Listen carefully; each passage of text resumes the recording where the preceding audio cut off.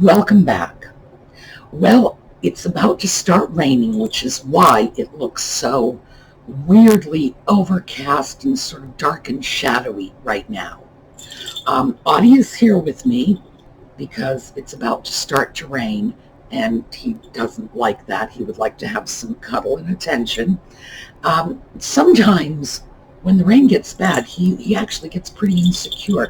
Like those dogs that hide under the bed when there's a thunderstorm. He doesn't much care for it. So we got a lot of great garden feedback yesterday, and I thought we'd finish that up today. All right, when we come back.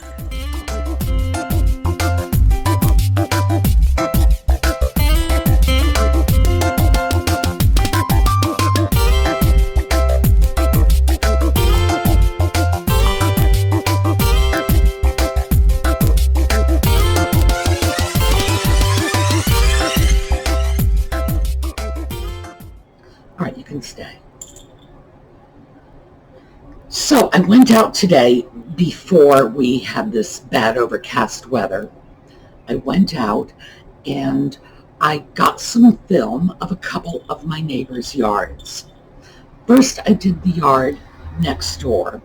That is the yard that has the big stockade fence that abuts my property.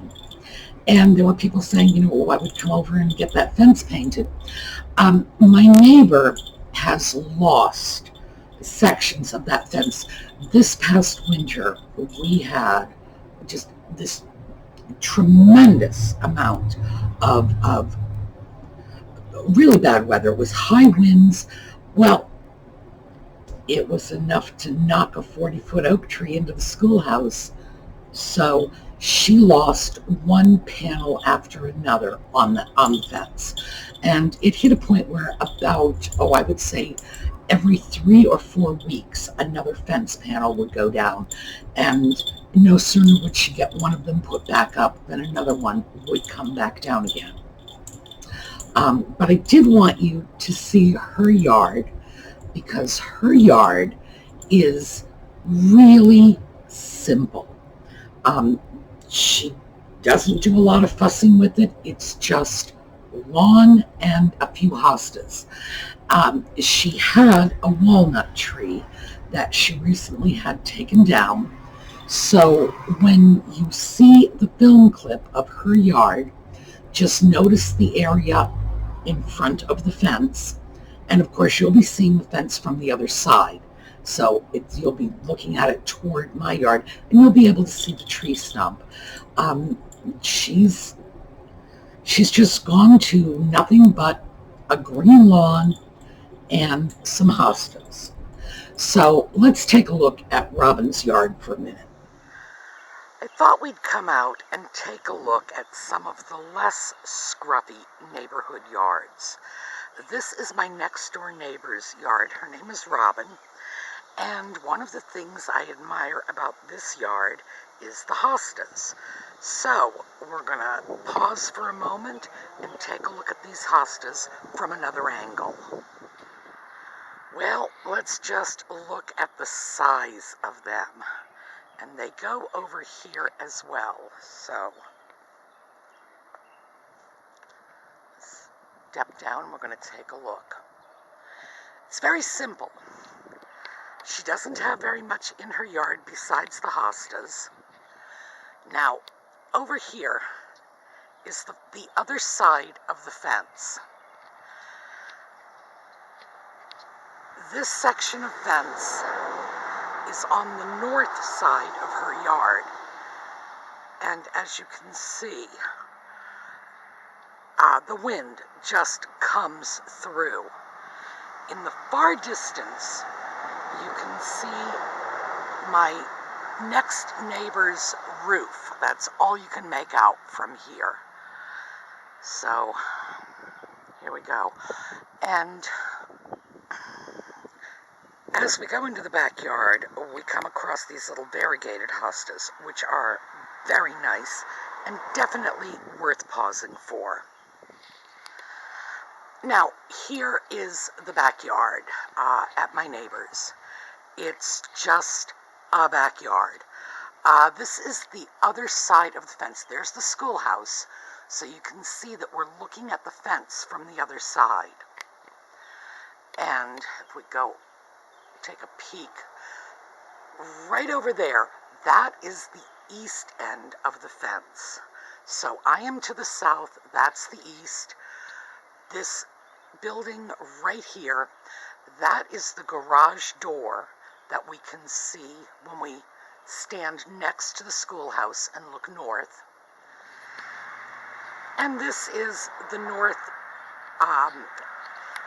wall of her fence. And as you can see from the number of new fencing panels, she has had a really rough time maintaining the fence this year. The panels have just come down. At one point, they were coming down about an average of one a month. And as you can see from the new posts, the posts were coming down too. Audie is insecure and he's having a really hard time getting himself comfortable. So I'm just going to shift him around a little and see if that isn't better. Is that better? Yes, I bet that's better. All right, yeah. Let's snuggle your chin. Yes, I know. So that's Robin's yard, and that is the yard that is directly to the north of my house. And as you can see, after Robin's house, there's just this open expanse of land, and then there's a farm beyond it. That farm is almost half a mile up the road. So this is not an area where we have, houses sort of crammed on top of one another. Super simple. Doesn't seem to take her a lot of time to deal with it. Definitely that's going on my wish board because of the low maintenance. Okay, there we go. All right, and you notice he jiggled the camera on his way off. I have another set of neighbors. They are directly across the street from Robin's. They are in their 80s and do all of their own gardening. So let's take a look at their yard. This is the backyard of my neighbors, the Eisenhowers. They recently had some trees taken down, and Jane Eisenhower, who is an avid gardener, is taking full advantage by growing container plants on the stumps. This is Rugosa Rose, which has only been here, I think a couple of years, and Jane is an avid gardener, so her plants just grow like crazy. So let's come over and take a look at a couple of other things. These are Jane's dogwood trees. I think she's got 4 of them in here. She put them in on a temporary basis a few years ago, and now they really sort of need to be moved out. So they're doing very well, but obviously they cannot stay. They will turn into a little dogwood forest, but of course Jane knows that. Over here is one of my favorite parts of the neighborhood, and I want you to see just how small it is. It's all there is to it. So let's go inside.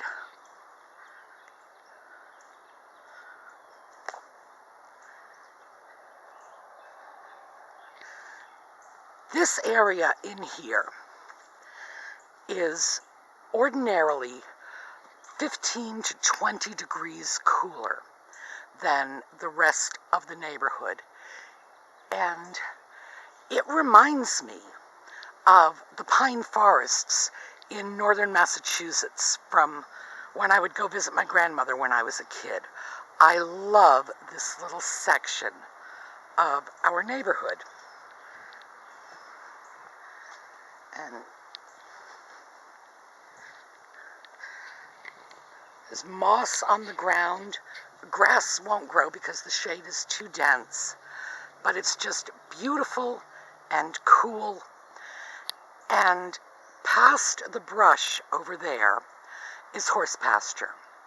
So even though I don't see any horses over there today, there are horses, and there are usually horses running loose over there. So it's just a really nice little area. Dark, cool, shady, and it's just being left to its own devices, just nice looking. Also, just FYI, these are the neighbors who gave me the little evergreen saplings that I have in front of the schoolhouse in my yard. And as you can see, they've got them planted in their yard too. And that one's coming along really nicely.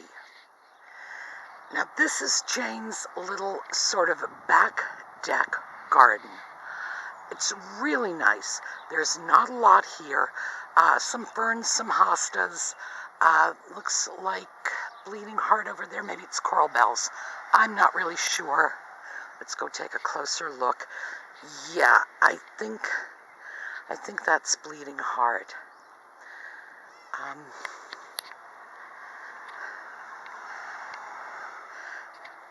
This row of plants right here are peonies, and she has them in 4 colors. Her husband does not like the smell, so every year in May I come over with my scissors and I do her the very great favor of relieving her of some of those smelly flowers.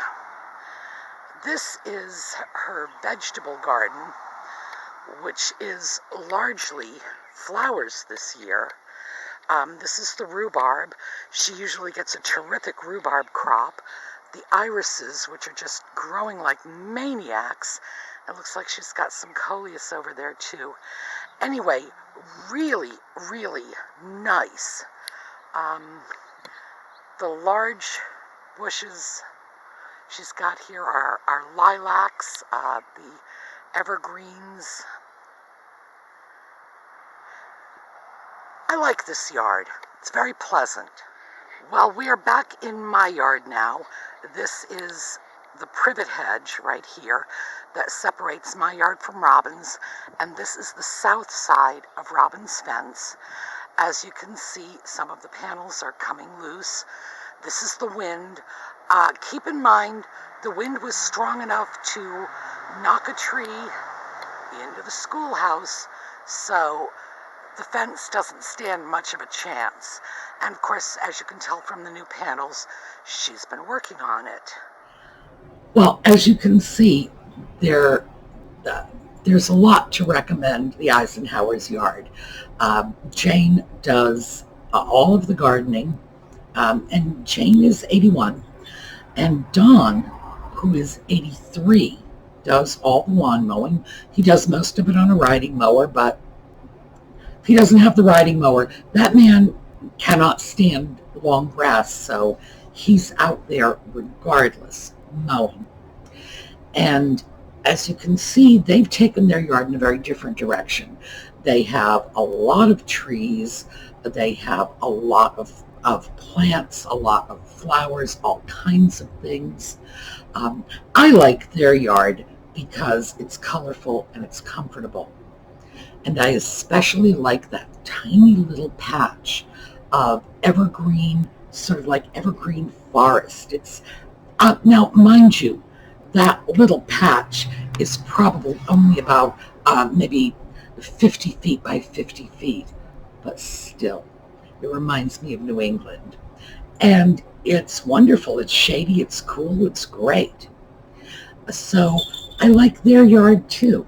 So that's also on my list. And what I would like to do is, when I get my yard to whatever it's going to become, I would like it to be somewhere in the middle. I definitely like Robin's like zero maintenance yard. Here are the hostas, there's the grass, done. But I love the color and the comfort of Don and Jane's yard because it is very emotionally comfortable. to be in a yard like that with trees and flowers and, all kinds of stuff. And as I mentioned in the film, I go over there with my scissors, not just for the peonies. I go over there with my scissors for all kinds of things. When the pussy willows come out, the lilacs, she's got beautiful lilacs, and Jane is very generous with her flowers. So believe me, I take advantage. So I'm looking to sort of split the difference. There are other attractive yards in the neighborhood. And I guess it's sort of, a matter of personal taste. There are yards, the neighbors directly across from me, and you saw their yard when I snapped a picture of Audie sleeping on their patio. That takes a huge amount of maintenance.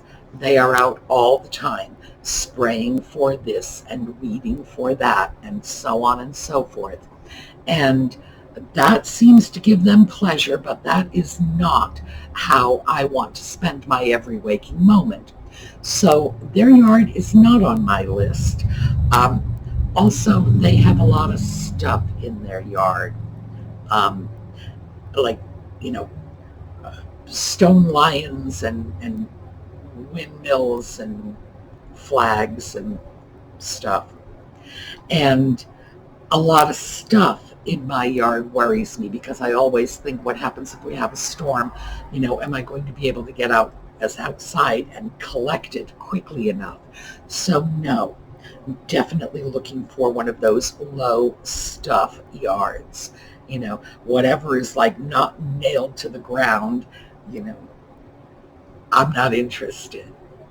So anyway, I thought you might enjoy seeing some of the yards around me.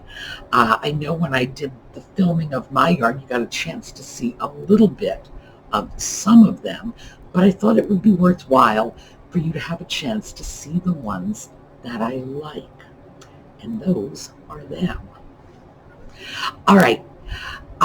One of the things I want to do before we go, because this was a special request, after I did that quick little sort of toss-off further and farther, someone had said, will you do its and its?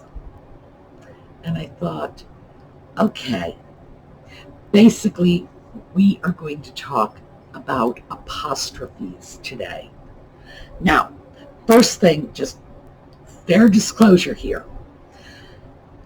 I could talk to you for about 2 or 3 hours on the subject of apostrophes, but that's not what we're going to do.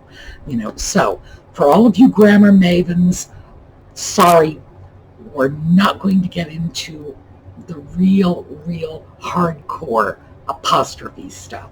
We're just going to sort of glance along the surface. Apostrophes in the English language, and this is with the exception of proper names, because I'm seeing apostrophes in the middle of proper names all the time these days, which was not the case 50 or 60 years ago. So no, not talking about proper names, just in terms of normal English usage. We have 3 types of apostrophes. We have the apostrophe that indicates possession. For example, my neighbor Matt's dog, M-A-T-T apostrophe S, possession. We also have the apostrophe for a contraction, don't, D-O-N apostrophe T, to indicate that the second O, because the words should be do not, the second O is missing. Now, it's not always just one letter. Cat, for example, is C-A-N apostrophe T, so we have an N and an O, both taken out of there. And there are some others too. For example, an interesting one is shan't. Now, we don't often use shan't here in the U.S. They are more likely to use that in England, and that is shall not. But those missing letters are not all in the same spot that apostrophe shows up in, because it's shall not. And we have S-H-A, and then two L's are missing, nothing there. Then the N, then the apostrophe, the missing O, and the T. So some of these have evolved over time. So that's our second kind of apostrophe.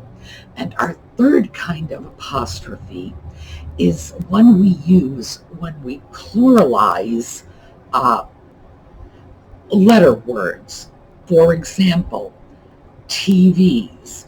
The TV's screen, and that's capital T, capital V, apostrophe S. Or, the CD, apostrophe S, CD's case. So when we talk about things like it's, IT, apostrophe S, we mean the contraction. It is. We cannot mean the possession. And the reason for that, there's a very simple rule for this. It is a pronoun. A pronoun like him, her, me, you, etc. And we never put an apostrophe in the possessive version of a pronoun. For example, yours. No apostrophe there, Y-O-U-R-S. Hers, H-E-R-S. His, H-I-S. No apostrophe. And those are versions of you, her, him, and of course, it is also a pronoun. So that's why there is no apostrophe when we say the cat, its ball, ran into the street, or whatever the cat's ball did. It's because that's not a contraction. It's possessive. Its ball. The ball belongs to it, the cat. Now, of course, I don't refer to my cat as an it. I refer to my cat as a him, which is bad. I anthropomorphize my cat. But that is the rule, and that's how we differentiate. And if that's hard for you to remember, then think of it this way. The contraction gets the preference. So it's IT apostrophe S. So the contraction, it is, gets the apostrophe, it gets the goodie. And the possessive just goes into the background and has to do without. Now, very, very quickly, let me just throw a couple of other apostrophe things, and we're not going to deal with them. I'm just going to throw them out. There was a time when we would put an apostrophe, and we as English speakers would put an apostrophe in a word like rained. It rained yesterday.